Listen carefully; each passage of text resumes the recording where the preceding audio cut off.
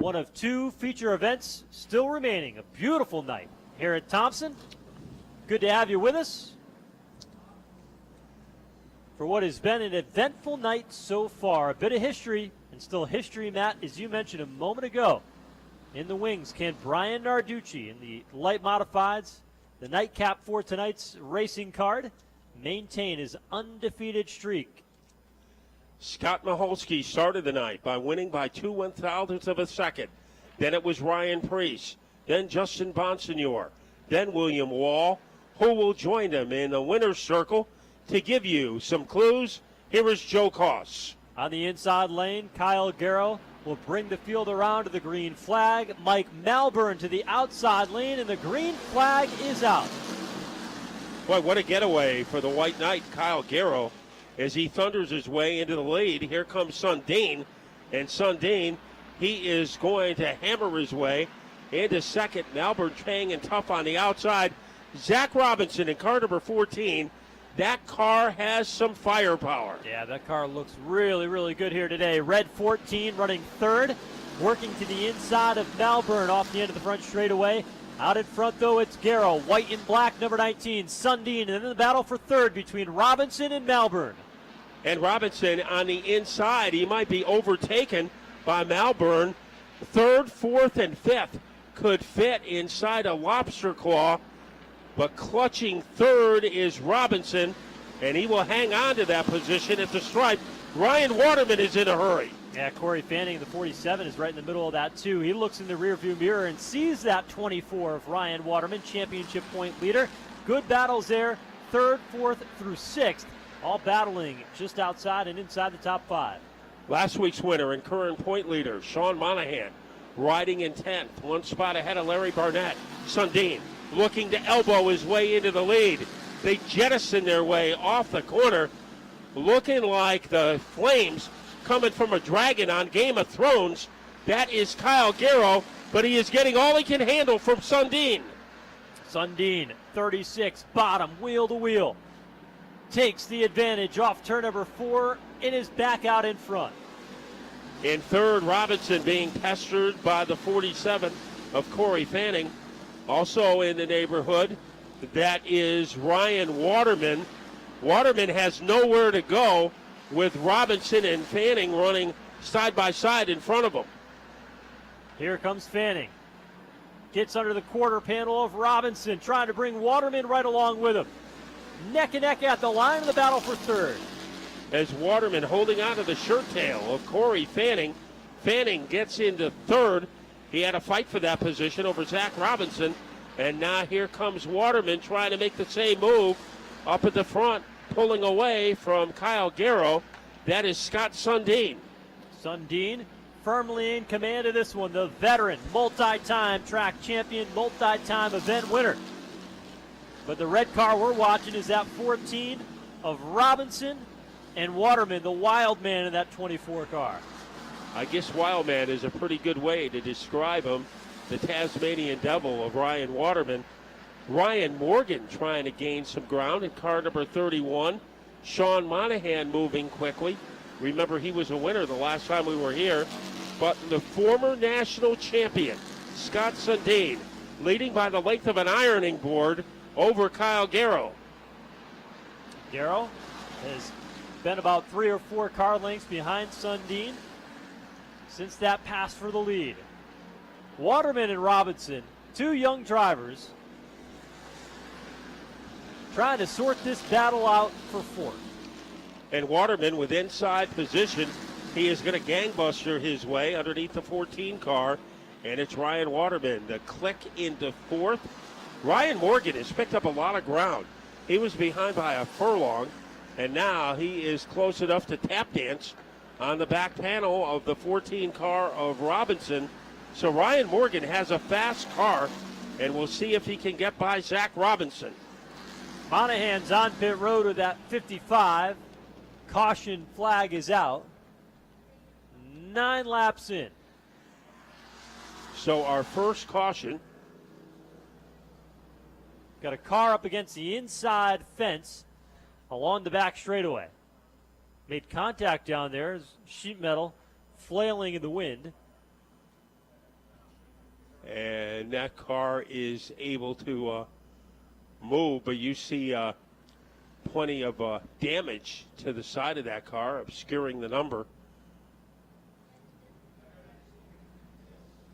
But it was good news, I think. The man who might benefit the most is Ryan Morgan, because he might have had the fastest car for the last 4 or 5 laps. So now it is the 07, the car that was involved in the skirmish. So we will take a breather just about at the halfway point. Yeah, that car did look pretty sporty, talking about the Ryan Morgan machine. Well, Nate Taylor was a car that was involved in the melee. And Sean Monahan has brought his 55 car back to the paddock area. Boy, he's either had a win or he's had headaches, as there have been no middle ground early in this season for Sean Monahan, as Taylor is going to leave through the turn 2 gate. So we'll see what Ryan Morgan can do now after this caution period, as he was almost trailing by the length of a utility pole to Robinson and Waterman, and then he caught up to them, and we'll see what he can do if this caution will be beneficial to him. Scott Sundin took the lead away early from Kyle Garrow, and Scott Sundin has had multiple championships in the limited sportsman. He says he likes this division and never wanted to move up because you don't need a big crew to maintain these cars. And he said during the week, he does just about all of the work himself. He has a little help on race day, but this is basically a one-man operation for Scott Sundin.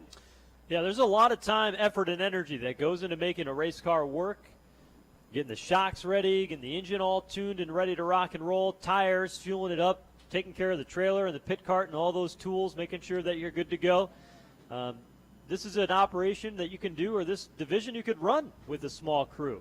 You run it out of your garage at home. You don't have to go and get a big shop like some of the Sunoco modified guys have. Some of them run out of their home garages, but Keith Rocco's got a shop with all kinds of cars in it. Of course, I heard that. Of course, he leases them and rents them out to different people. But, yeah, this is one of the great things about this division.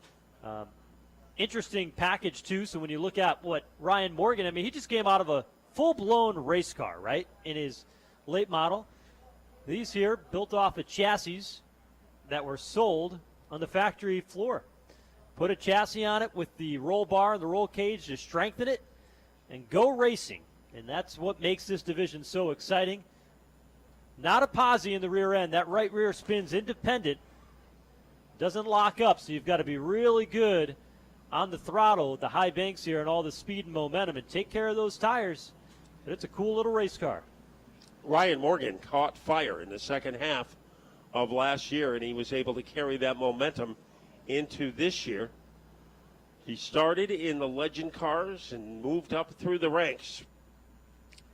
And now Ryan Morgan will try to hold off Brent Gleason and Megan Fuller on this double file restart. Kyle Garrow, a couple of years ago, he won an X-Car championship at the New London Waterford Speed Bowl.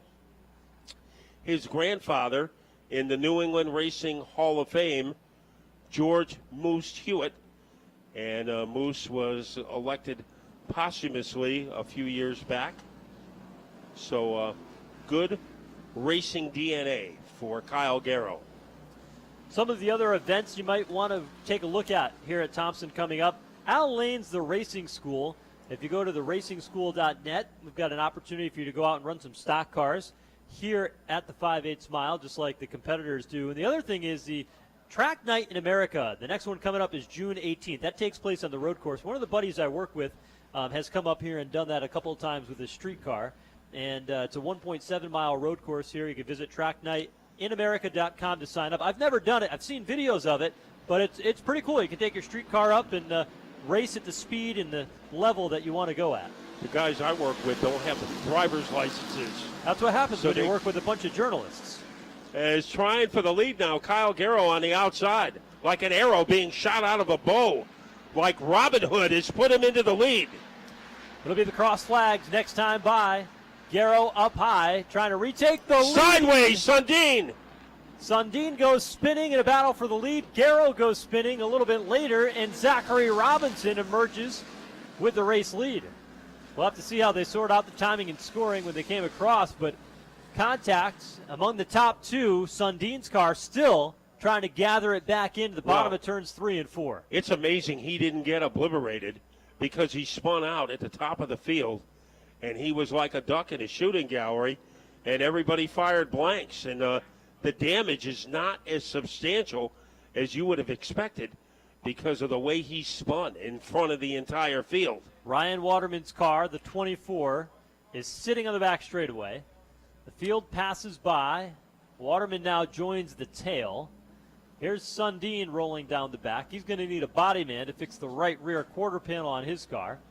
Colas is on pit lane in the 7. And the other car on pit road, the 6 car. Scott Sousa.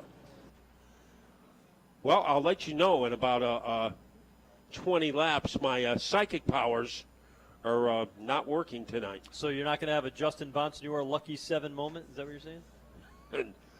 No, I instead go one higher. I'll be behind the 8 ball. Nice. Well, it was 6 tonight for Bonsignore in a row. Oh, that's what I said? 7 in a row for him? No, you didn't. He said we'll be back in August for number 7. Did. Yeah. And he usually doesn't, if we said that, he said, oh, you're going to jinx me. It's funny. He said it, so it's good. Because I went over there to talk to him, and Ken Massa, the car owner, says, don't talk about racing. I said, I wasn't planning on it. I said, I'll stay away from the question you don't want me to ask, and that's, do you think you're going to win 6 in a row tonight? But he did, and I asked anyway. Well, right now, Kyle Garrow, could he get his first ever Thompson victory? He is going to try it as he whirlybirds his way out of the corner, trying to get the jump on Captain Chaos, Corey Fanning. Remember the electrifying victory Corey Fanning had at the Thompson World Series last year. Right now, he is on to the side of the car like dimples on a golf ball. Fanning, good run on the back straightaway. Puts the nose out in front. Garrow sliding up a little bit. Here's Robinson trying to take him 3 wide as they come back to the main straightaway. And Robinson backs off, or it would have been 3 wide. Morgan is in that pack. So the first 5 cars could fit in a hula hoop. Brett Gleason, he jackhammers his way into the top 4, and Fanning pulls away in the lead. Morgan losing some ground. Here's Larry Barnett in the yellow and red, number 73, I should say. But it's Robinson away with 2nd. Here's Gleason now to battle Garrow, the 2 black and white cars, for 3rd. And Gleason usually has some late life in that car. So he is known for his finishes. Trouble for Barnett. He is in John Deere country, skidding in turn number 2. He is pointed in the right direction, however. The yellow has not come out, but now it does, as another car was involved. It looked like, was that Sousa in car number 6? Yeah, Sousa. He got caught up in it, and the yellow had to come out. Sousa had gone off under that last caution to get some repairs made, came back out, was at the tail end of the field. Fanning now on pit road. Corey Fanning in the 47 car coming down pit lane. So the leader is on pit road. He has to relinquish his lead. And I don't know what happened to Fanning. It looked like he was in mint condition exiting turn number 2, but apparently something wrong with that car.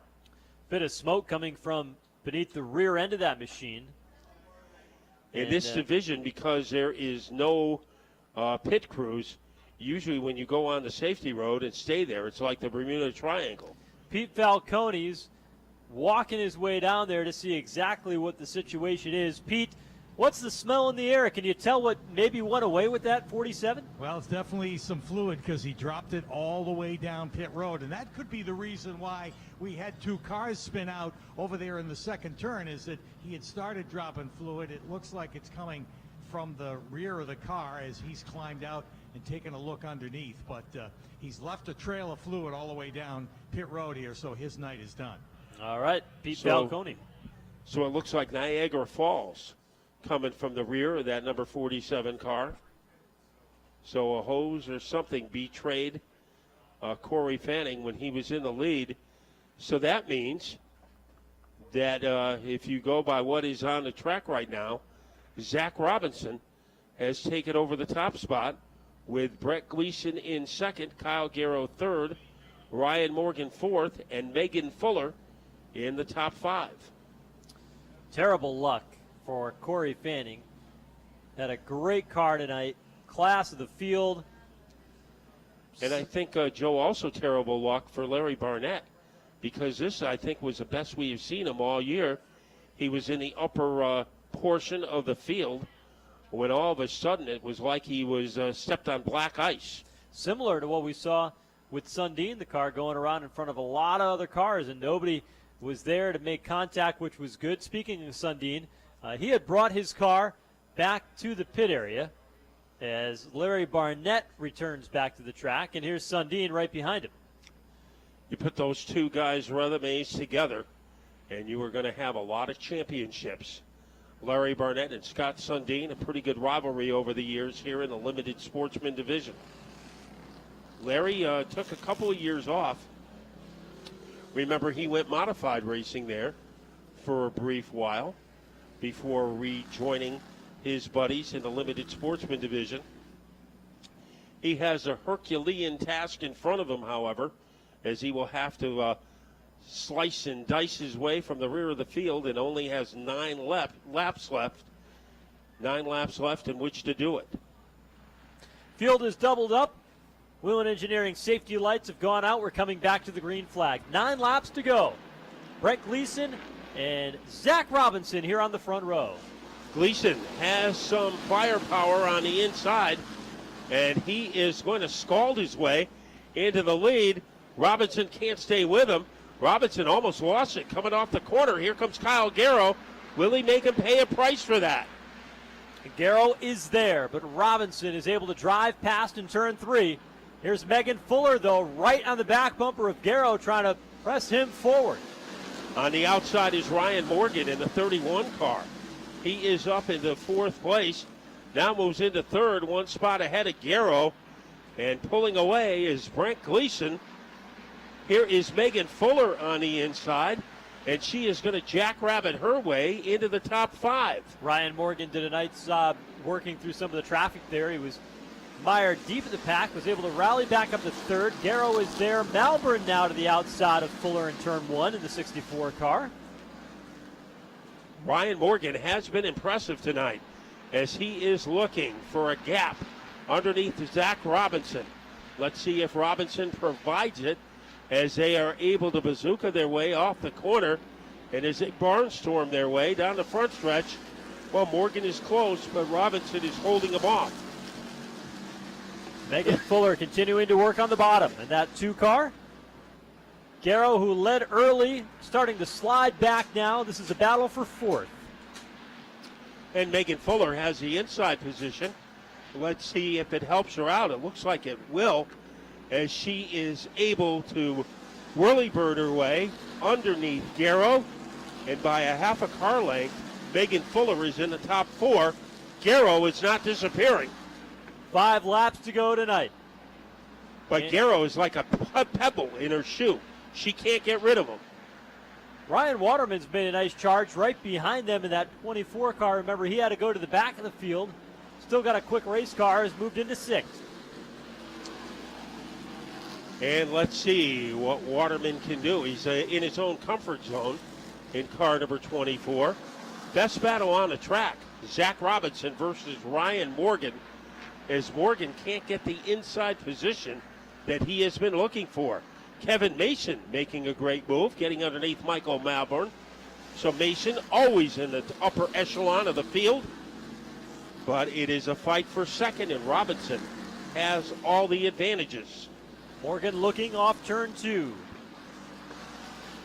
Got a fender there. Couldn't make it stick. Falls in line into turn number 3. But out front, it's 2 to go. Brett Gleason leading the way.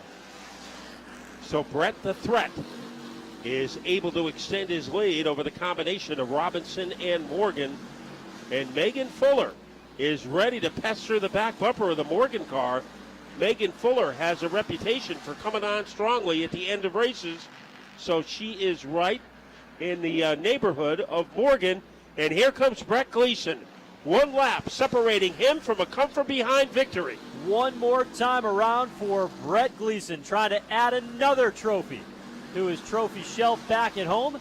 Healthy advantage here. This battle is going to be for second. Robinson trying to hang on over Morgan here in the final two turns. So Brett Gleason comes out of turn number 4, and Brent will dent the victory column with an impressive performance. Robinson in second, followed by Morgan. Fuller in fourth, Garrow in fifth, Waterman sixth, Mason seventh, Randy Waterman eighth, Jason Chikolis in ninth, followed by Al Stone, who rounds out the top 10. Brett Gleason taking advantage of the handicap or the heartaches of Corey Fanning. When Fanning got out of commission, Gleason got into the lead, and he did a pretty good job stealing the deal. Gleason celebrating as he came off turn number 4 to the checkered flag by striking the car sideways. Did it again down there in turns 1 and 2. He's all pumped up to get this 0-1 to victory lane here. Critical signs, victory lane at Thompson Speedway Motorsports Park. And Brent Gleason, with a new look for the 2019 season, has got the job done here on race number 3 of the new year. And remember, Joe, all he ever wanted in his career was one win. And he finally got that one win. It was like the old cliche, after you get that first one under your belt, the rest of the wins come easier. That sure has been the case for Brent Gleason. Yeah, he didn't want to give it up. They were going to step away. He kept going. Brent Gleason going to get out of this race car. Critical signs, victory lane. Give him a big round of applause. Feature event winner in our limited sportsman division. There he is, race fans. And he still has enough energy to climb onto the door.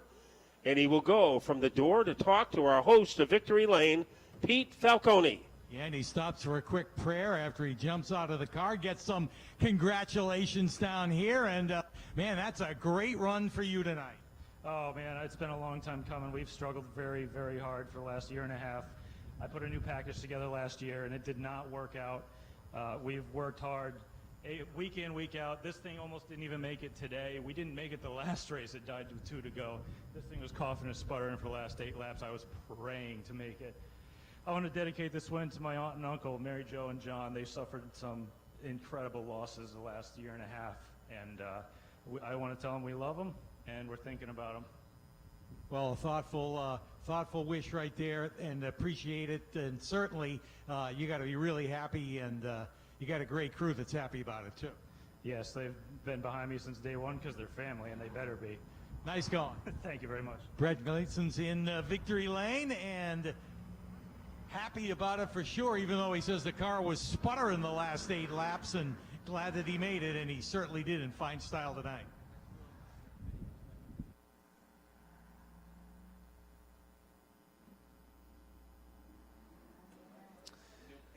Well, thank you, Pete.